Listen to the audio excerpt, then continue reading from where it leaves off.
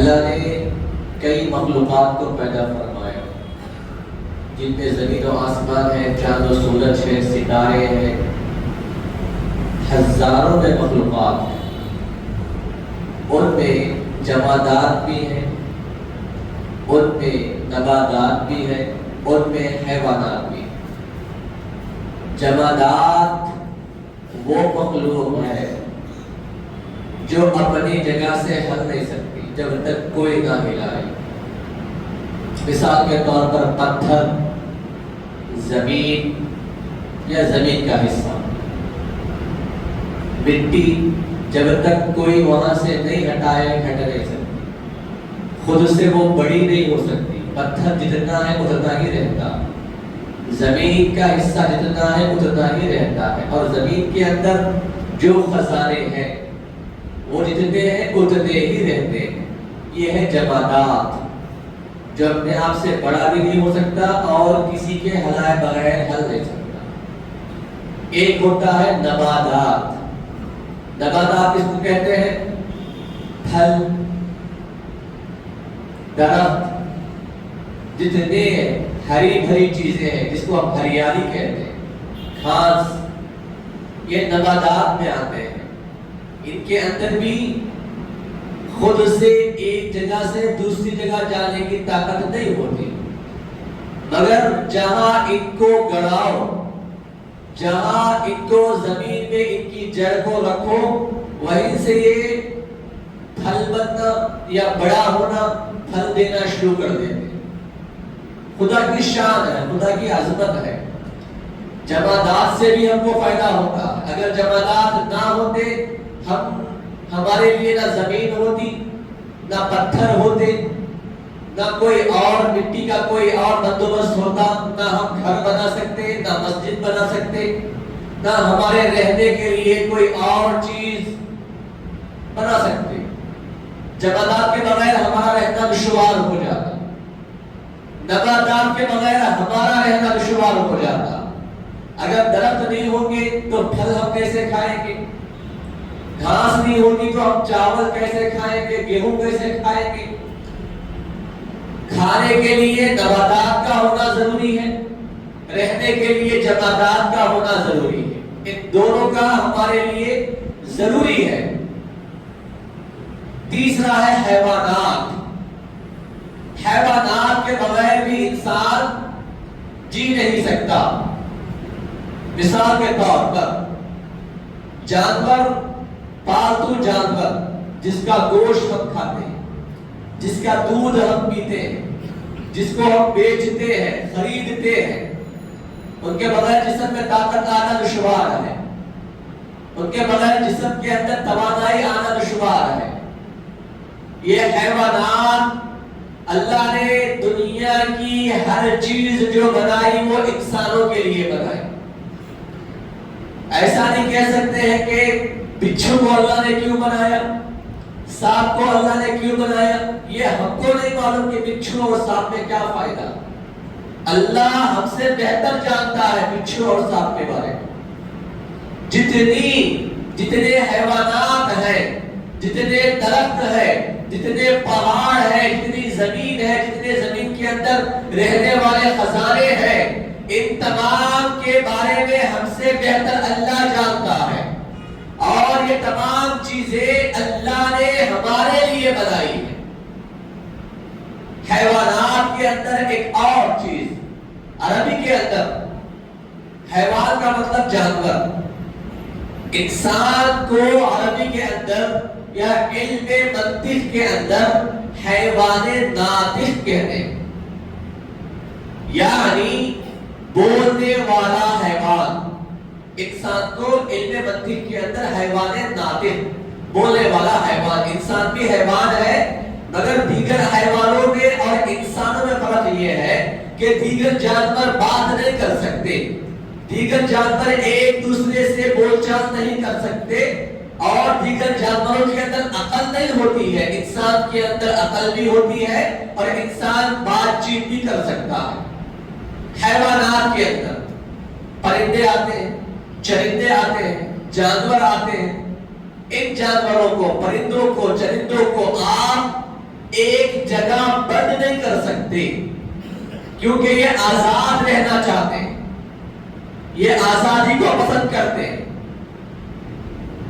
کسی شیر کو آپ پکڑ کر جانور کو، اس شیر جانور کو پکڑ کر آپ باندھو، یا کوئی کتے کو پکڑ کر اگر کوئی باندھے تو وہ ہر طرح سے اس باندھی ہوئی رسی کو توڑنے کی کوشش کرتا، چونکہ نیا جانور ہے۔ وہ جانور نہیں جو بچپن ہی سے پالتو جانور، سرکسوں کے اندر بچپن ہی سے جانوروں کو پالا جاتا ہے، زو کے اندر بچپن ہی سے جانوروں کو پالا جاتا ہے، ان کے لیے الگ ایک گھر بنایا جاتا ہے تاکہ وہ اسی میں رہے، اور اسی طرح وہ اپنے آپ کو اسی کے اندر ڈھال لیتے۔ مگر ایک آزاد جانور کو، کوئی بھی جانور ہو، چاہے پرندہ ہو چاہے درندہ ہو، کوئی بھی جانور، اس آزاد جانور کو اگر ہم پکڑ کر رسی سے باندھیں یا پنجرے میں بند کرتے تو وہ ہر طرح سے اپنے آپ کو آزاد کرنے کی کوشش کرتا ہے، حتی الامکان وہ اپنی پوری طاقت لگا دیتا ہے کہ میں یہاں سے آزاد ہو جاؤں۔ ایک جانور کے اندر جس کو عقل نہیں ہے، جس کو دانشوری نہیں ہے، جس کے اندر ذہن نہیں ہے، اس کے باوجود وہ آزادی کو پسند کرتا۔ اب انسان تو انسان اس سے بڑھ کر آزاد ہے، اس سے کئی گنا بڑھ کر آزادی کو پسند کرنے والا۔ انسان کو ایک جگہ بند کر دو، قید خانے میں ڈال دو، انسان بے چین ہو جاتا ہے، بے قرار ہو جاتا ہے۔ ایک کمرے میں بند کر دو، بے چین و بے قرار ہو جاتا ہے۔ بلا مثال و تفصیل، آج 15 اگست یوم آزادی، جس کے لیے کئی سالوں تک سارے ہندوستان کے لوگ مل جل کر جو دشمن ہیں ان کا مقابلہ کریں، انگریزوں کا مقابلہ کیا گیا، کئی سال گزر گئے، آخرکار ہندوستان کو آزادی ملی۔ جب تک ہندوستان کے لوگ غلام بن کر تھے، جب تک ہندوستان کے لوگ انگریزوں کے ہاتھ کے اندر غلامی کی زندگی گزار رہے تھے، تب تک ہندوستان کے لوگوں کے اندر بے چینی و بے قراری تھی۔ میں نے جیسے کہ کہا، جانور کو اگر بند کر دیا جائے تو جانور بے قرار ہو جاتا ہے، حتی الامکان وہ اپنی پوری طاقت لگا دیتا ہے آزادی کے لیے۔ انسان اس سے کئی گنا بڑھ کر دانشور ہے، عقل مند ہے، ذہن والا ہے، سوچنے والا ہے، فیوچر پلان کرنے والا ہے۔ کئی گنا بڑھ کر انسان جانوروں سے اپنے آپ کو آزاد رکھنا چاہتا، تو کئی سالوں تک لڑتے رہے۔ صرف وجہ کیا تھی؟ ایک وجہ، ہمارے ملک کو آزاد کرنا، ہمارے ہندوستان کو انگریزوں کے ہاتھ سے چھڑانا۔ جب کئی سال لگ گئے، اس کے اندر کئی مسلمان شہید ہو گئے، کئی غیر شہید ہوئے، مگر تاریخ کی کتابوں میں لکھا گیا ہے غیروں سے زیادہ شہادت مسلمانوں نے دی، ہزاروں کی تعداد میں مسلمان شہید ہوئے۔ سب سے پہلے فتویٰ جنگ کا، لڑائی کا مسلمان کے علماء نے دیا کہ آج سے ہم کو ان سے لڑنا ہوگا، اگر ہم ان سے نہیں لڑیں گے تو یہ قیامت تک ہمارے بچوں کو غلامی کی زندگی، اسی طرح غلامی کی زندگی میں رکھیں گے۔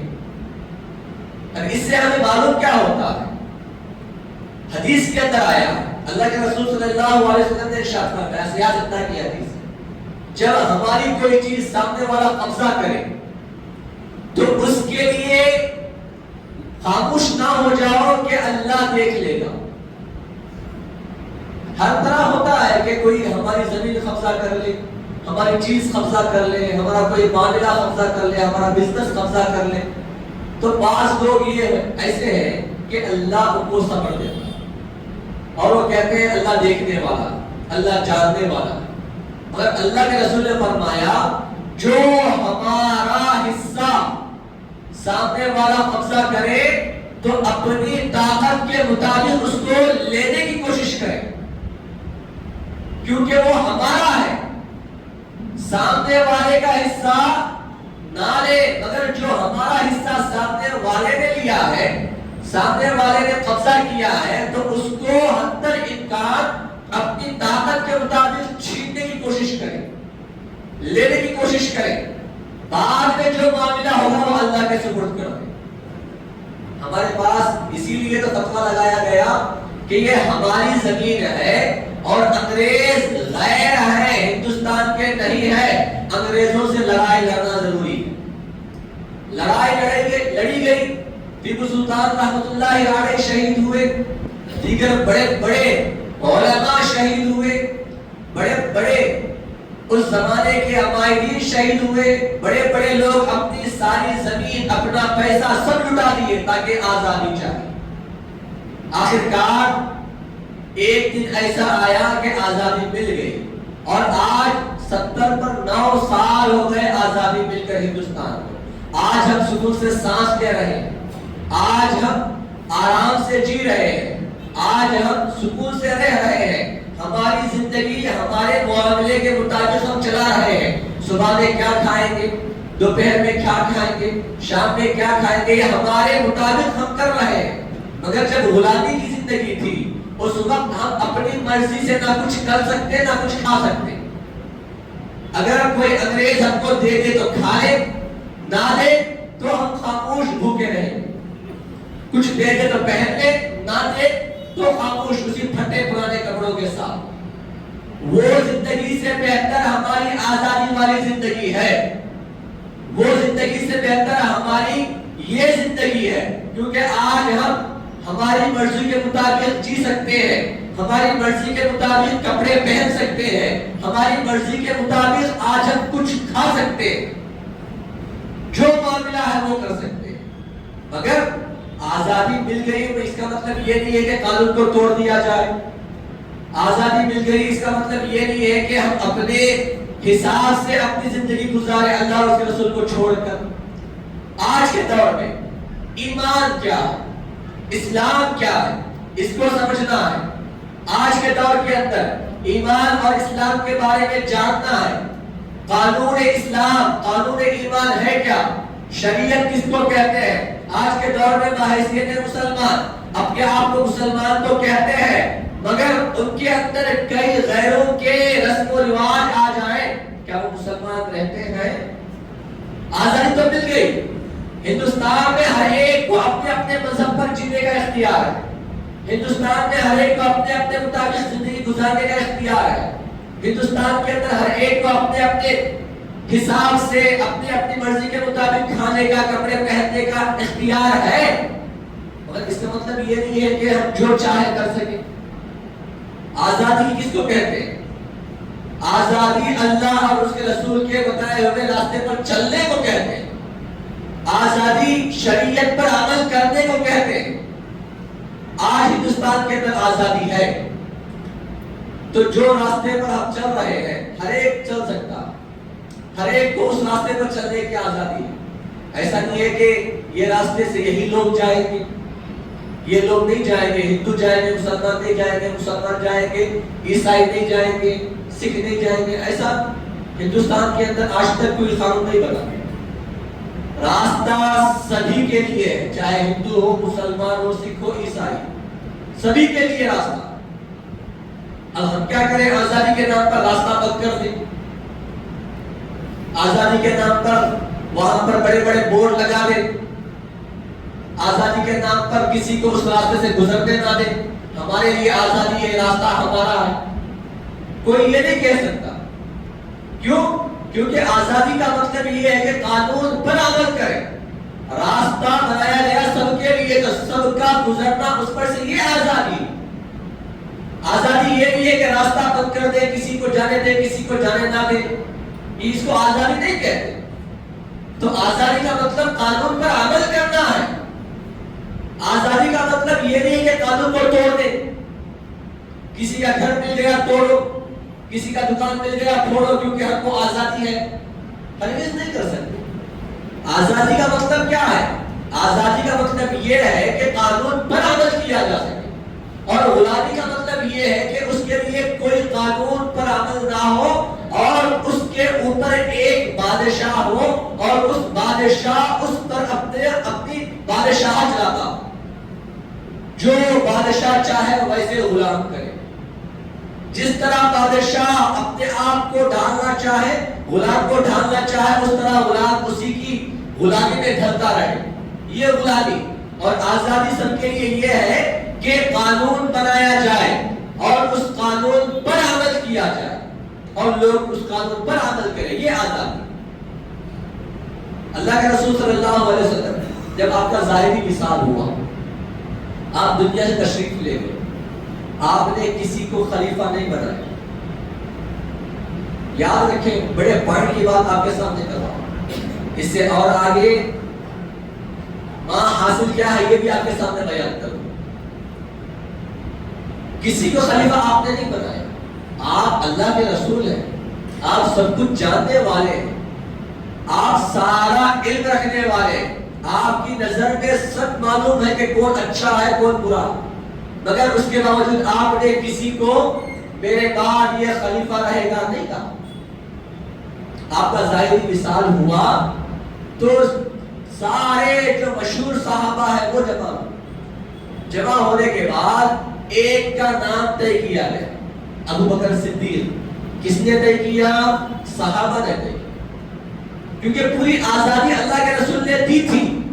اللہ کے رسول اگر اپنے بعد کسی کا نام زد کر دیتے، کسی کا نام کہہ دیتے کہ یہ میرے بعد خلیفہ ہے، مسلمانوں کا بادشاہ ہے، تو کسی کی مجال زبان کھولنے کی اور کہنے کی یا رسول اللہ یہ خلیفہ ہم ان کو نہیں مانتے، ہرگز نہیں کہہ سکتے، کیونکہ اللہ کے رسول ہیں، اسلام لانے والے، شریعت لانے والے، ان کا کلام، ان کی ہر بات سر آنکھوں پر، اور ان کے خلاف جانے والا وہ ہے کہ کئی علماء نے فرمایا، جمہور علماء کا یہ فتویٰ ہے، جو اللہ کے رسول کی بات نہ مانے، انکار کرے اور اللہ کے رسول کو خدا نہ خواستہ برا بھلا کہے، اس کا سر الگ کر دے دینا اللہ کے رسول کے بارے میں۔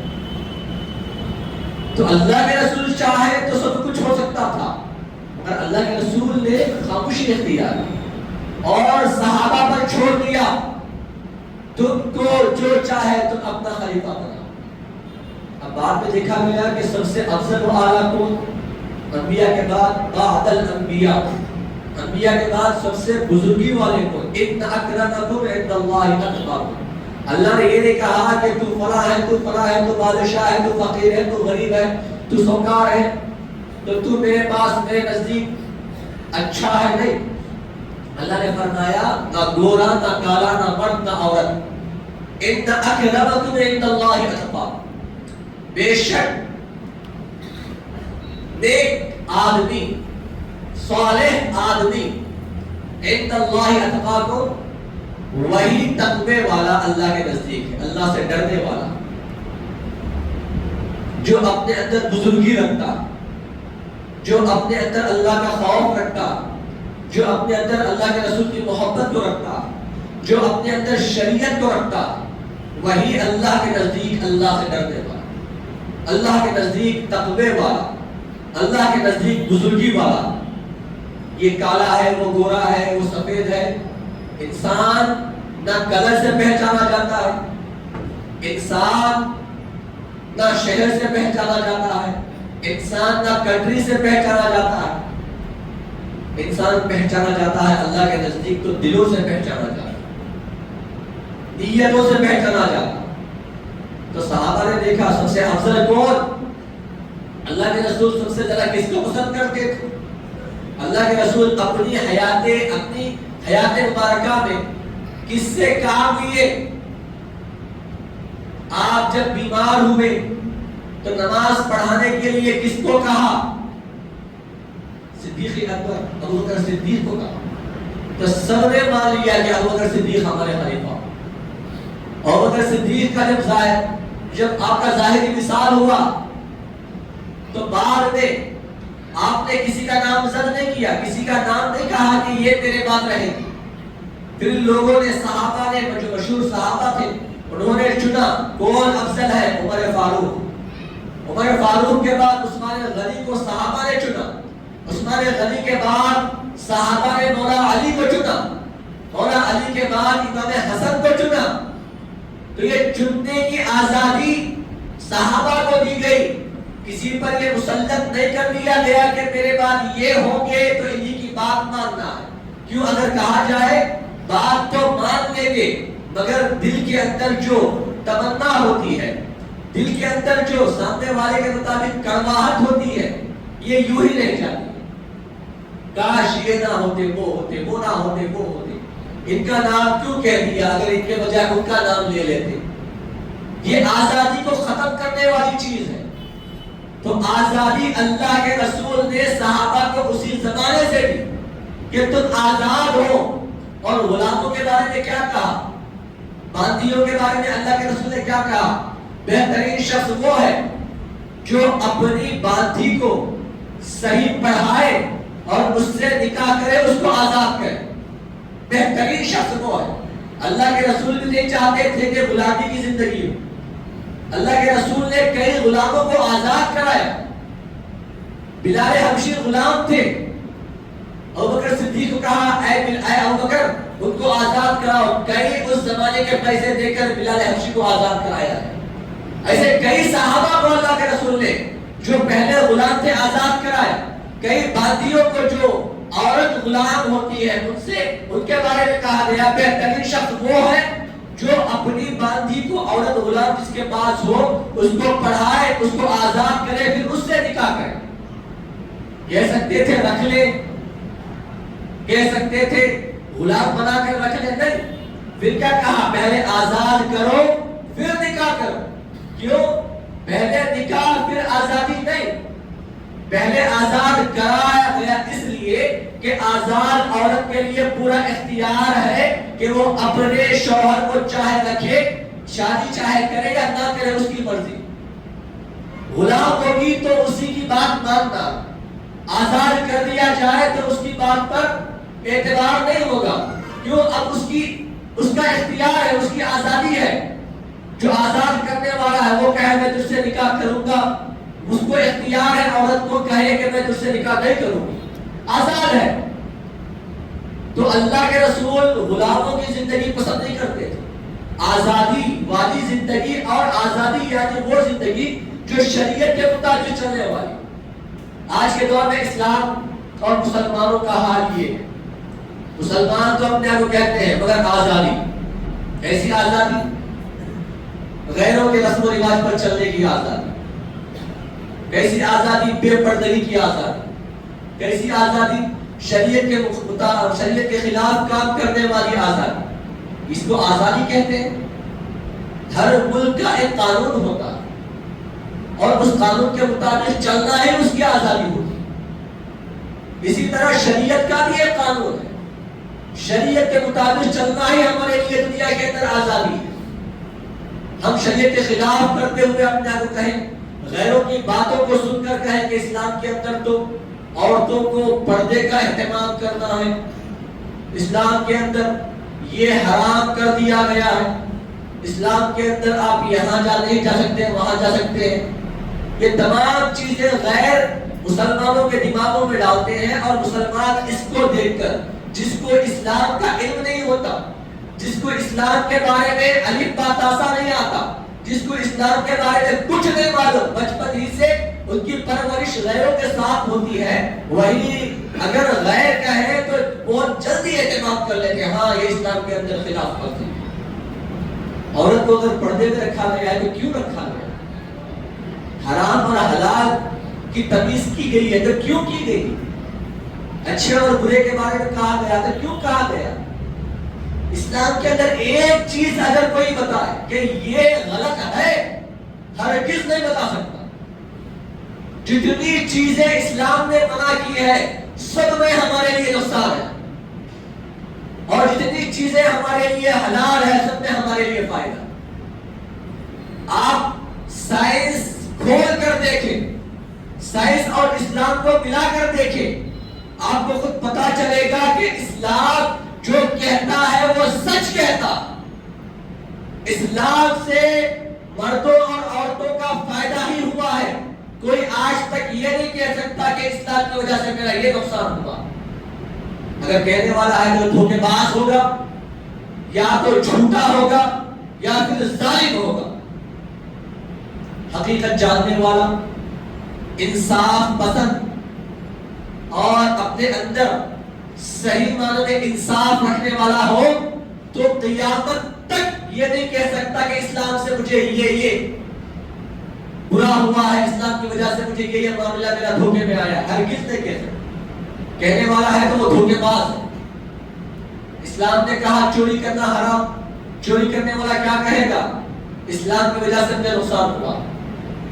زنا کرنا اسلام میں حرام, زنا کرنے والا کیا کہے گا؟ اسلام کی وجہ سے مجھے زنا کرنے سے روکا گیا تو میرا یہ معاملہ ختم ہو گیا. دھوکا دینا اسلام میں حرام.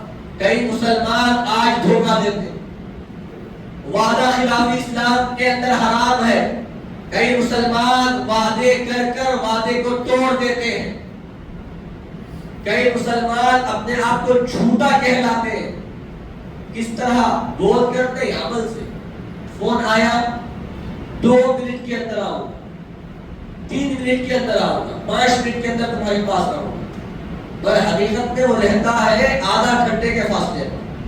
اس کو بھی معلوم ہے میں یہاں سے نکلوں گا وہاں تک پہنچوں گا آدھا گھنٹہ ہوگا, مگر 2 منٹ 5 منٹ. زبان سے نکلے ہوئے الفاظ جھوٹ.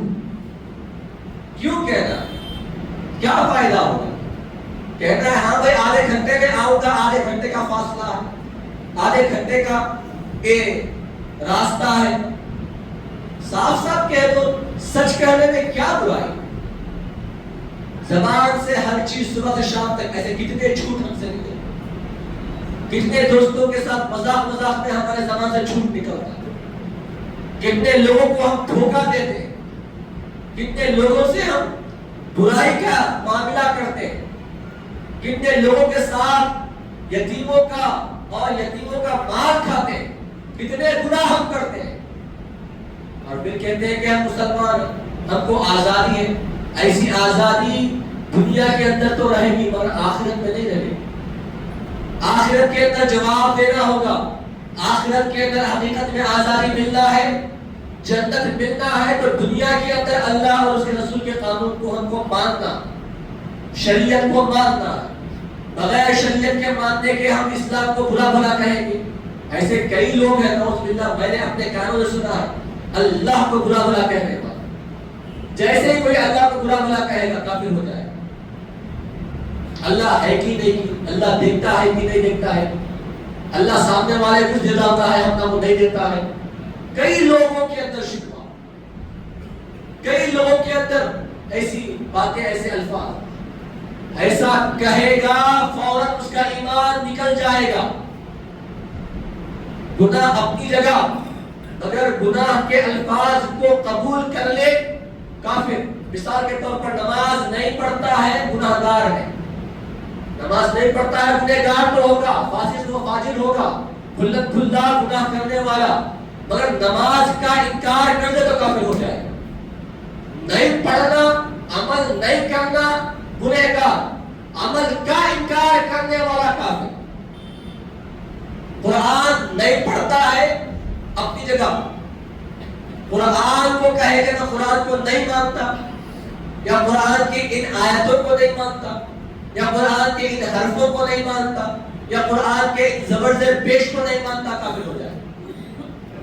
ایک ہوتا ہے نہیں کرنا, گنہگار تو ہوگا. ایک ہوتا ہے اس عمل کو شروع سے ہی غلط کہہ دینا اور کہنا کہ میں نہیں مانتا, کافر. ایسے کئی لوگ ہیں, زبان سے کئی ایسے الفاظ نکل جاتے ہیں جس کی وجہ سے ایمان نکل جاتا ہے, اور ہم کو معلوم بھی نہیں ہوتا کہ ہمارا ایمان نکل گیا. اس واسطے علماء نے فرمایا جب بھی رات کو سو جاؤ سب سے پہلے کلمہ پڑھو, اور جو دن میں گناہ ہوئے ہیں ان کی معافی اللہ سے مانگو, اس کے بعد سو جاؤ. ہر دن میں کتنے گناہ ہوئے ہم سے نہیں معلوم, صبح سے شام تک کتنی غلطیاں ہوئی, کتنے خطائیں ہوئے ہم خود نہیں جانتے. تو رات میں کیا کریں؟ سب سے پہلے اللہ سے دعا کرے، استغفار کرے، کلمہ پڑھے اور ایمان لانے کا اپنے اندر دعویٰ کرے کہ میں نے ایمان لے کر آیا، پھر رات میں سو جائے۔ اس کا بہترین جملہ کیا ہے؟ بہترین جملہ یہ ہے کہ ایمان مجمل، ایمان مفصل، یہ دو یاد کریں۔ آمنت باللہ وملائکتہ وکتبہ ورسلہ والیوم الآخر والقدر خیرہ وشرہ من اللہ تعالی والبعث بعد الموت، اس کو یاد کریں۔ اور ایمان مجمل آمنت باللہ کما ہوا باسمائہ وصفاتہ وقبلت جمیع احکامہ، ان دونوں کو یاد کر لے، رات کو سوتے وقت کلمہ پڑھے اور یہ دو ایمان مفصل، ایمان مجمل، یہ تو پڑھ کر اللہ سے استغفار کر کر سویا کرے۔ روزانہ یہ معمول بنائے، اور آج کوئی گناہ ہم سے ہوا ہے تو اللہ سے رات میں دعا کریں گے، اے پروردگار آج مجھ سے اتنے گناہ ہوئے ہیں، کل میں اتنے گناہ نہیں کروں گا۔ آج مثال کے طور پر 5 نمازیں چھوٹ گئی تو اللہ سے رات میں گناہ کی مغفرت کروا لے، استغفار کرے اور کہے کہ اے اللہ آج میری نمازیں چھوٹ گئی ہے، کل انشاءاللہ 5 وقت کی نماز پڑھوں گا، جو آج میری نمازیں قضا ہوئی اس کو بھی ادا کروں۔ نیت کر لے، نیت کرنے والے کے ساتھ اللہ ہوتا، انما الاعمال بالنیات، اللہ نے نیتوں کو دیکھتا ہے اور نیت کا دار و مدار ہی عمل پر ہوتا ہے۔ نیت کرے اللہ پورا کرنے والا، ارادہ کرے اللہ پورا کرنے والا۔ ایسا نہیں ہے کہ ہماری نیت کے اندر ڈال مڈول، ہمارے ارادے کے اندر ڈال مڈول ہے تو ہماری زندگی پوری ڈال مڈول ہی چلتی رہے۔ اگر نیت پختہ ہے، ارادہ پختہ ہے تو اللہ اس ارادے کو، اس نیت کو پورا کرنے والا۔ تو ہمارا ارادہ ایمان والا ہوگا، ہماری نیت ایمان والی ہو، ہم گناہوں سے بچتے رہے، اور جو اللہ اور اس رسول نے بتایا، جو شریعت کے مطابق ہم کو عمل کرتا ہے، اس کو دشواری نہ سمجھے، اسلام کو مشکل نہ سمجھے۔ اسلام جیسا آسان دین کسی دین کے اندر اتنی آسانی نہیں ہے جتنی اسلام کے اندر آسانی۔ جتنے گناہ ہوتے ہیں، جتنے غلط کام ہوتے ہیں، انہی کا صلہ ان کو ملتا ہے تکلیفوں کے اندر، مصیبتوں کے اندر۔ آپ اپنے آپ کو ان گناہوں سے آزاد کریں، ان خطاؤں سے آزاد کریں تو اللہ بھی آپ کو تکلیفوں سے آزاد کرے گا، آپ کو مصیبتوں سے آزاد کرے گا، بلاؤں سے آزاد کرے گا۔ اللہ اور رسول کے بتائے ہوئے راستے پر چلنے والا کبھی دنیا میں بھی حقیر نہیں ہوتا، آخرت میں بھی حقیر نہیں ہوتا۔